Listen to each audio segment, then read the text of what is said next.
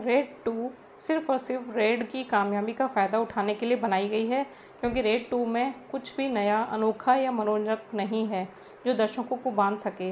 निर्देशक राजकुमार गुप्ता की रेड ने अपने अनूठे कंटेंट के कारण दर्शकों को चौंकाया था, लेकिन रेड 2 में उनके पास दिखाने के लिए कुछ नया नहीं था।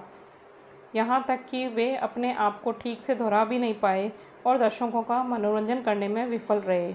अपनी ईमानदारी के कारण कई ट्रांसफ़र झेल चुका अमेय पटनायक अर्थात अजय देवगन के निशाने पर इस बार दादा भाई, जो कि रितेश देशमुख हैं, जिसकी छवि एक बहुत सादगी पसंद नेता की है जो जन कल्याण के लिए अपना पूरा समय लगा देता है। संस्कारी इतना कि रोज़ाना अपनी माँ के चरणों को धोता है। दादा भाई के यहाँ अमेय रेड मारता है, लेकिन घर, ऑफिस, फार्म हाउस में कुछ नहीं मिलता और इस चक्कर में अमेय सस्पेंड हो जाता है। ऑफिस के बाहर से अमेय ऐसा चक्रव्यूह रचता है कि दादा भाई का सारा काला धन और काले कारनामे दुनिया के सामने आ जाते हैं।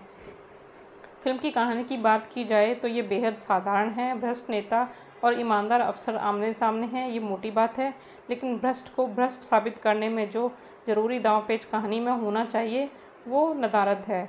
फिल्म का स्क्रीन प्ले बिल्कुल फ्लैट है, इसमें ज़रूरी उतार चढ़ाव नहीं है, थ्रिल नहीं है। अमेय जिस तरह से दादा भाई का नकाब उतारने के लिए कोशिश करता है, उसमें सफाई और रोमांच नहीं है। सीन उतने बढ़िया तरीके से लिखे नहीं गए हैं। अमेय और दादा भाई के आमने सामने वाले सीन बेदम हैं, लिहाजा पूरी फिल्म में मनोरंजन का भाव महसूस होता है। फिल्म की शुरुआत बहुत ही बोझिल है। अमेय की रेड दिखाकर फिल्म की शुरुआत की गई है, लेकिन बात नहीं बन पाई। फिर उसके परिवार को लेकर कुछ सीन गढ़े गए हैं जो बेहद उबाऊ हैं। अमेय का रिश्वत मांगने वाला ट्रैक दर्शकों को सिर्फ चौंकाने भर की कोशिश की गई है। इंटरवल तक फिल्म उबाऊ है। थोड़ा रोमांच सेकेंड हाफ में आता है, लेकिन जल्दी ही फिल्म पटरी से उतर जाती है। चालाक दादा भाई बच्चों जैसी गलतियां करता है और पकड़ा जाता है। ये दर्शकों को जमता नहीं है। क्लाइमैक्स भी सपाट है। फिल्म के लेखक और निर्देशक एक और फिल्म को वास्तविकता के निकट रखते हुए मेलोड्रामा से परहेज करते हैं, तो दूसरी ओर दादा भाई के माँ के पैर धोना और 80 के दशक की फिल्मों की तरह विलन का हॉट सॉन्ग पर जश्न मनाना जैसे एलिमेंट फिल्म का टोन सेट नहीं कर पाते।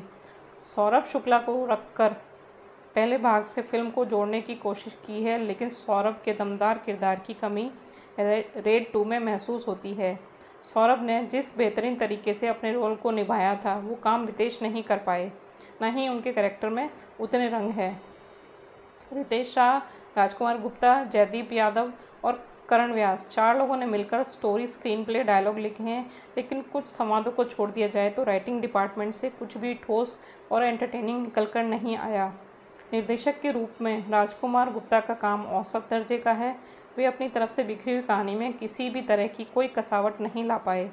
अजय देवगन इन दिनों हर फिल्म में एक जैसे नज़र आते हैं। कैसा भी किरदार हो, चेहरे के एक्सप्रेशन में कोई बदलाव नहीं है।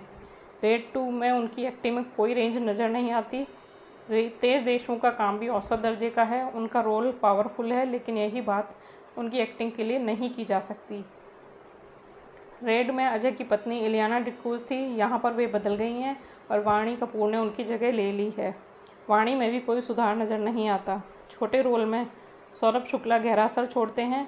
ऐसा ही कुछ काम अमित सियाल का भी है। रजत कपूर, सुप्रिया पाठक, यशपाल शर्मा और ब्रजेंद्र काला जैसे प्रतिभाशाली कलाकार भी हैं, जिन्हें अपनी चमक बिखेरने का ज़्यादा अवसर नहीं मिला। तमन्ना भाटिया इन दिनों आइटम सॉन्ग में ही नज़र आ रही हैं। जैकलीन फर्नांडिस को भी यही काम इस फिल्म में मिला है।